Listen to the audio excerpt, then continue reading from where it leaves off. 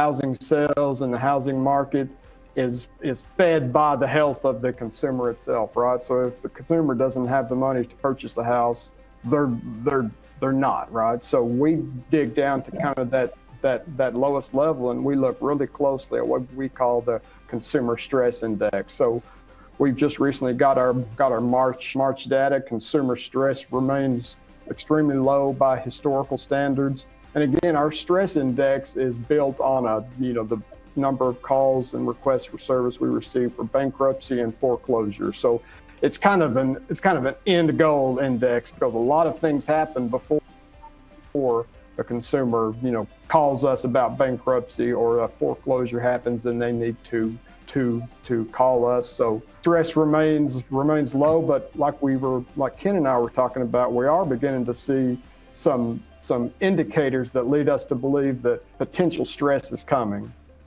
Billing disputes, so requests for billing disputes are beginning to rise. Collections type of calls from our membership is beginning to rise. And we talked just briefly previously, extremely large increase in the number of landlord tenant and eviction calls, specifically the end of February into March, and so far into April.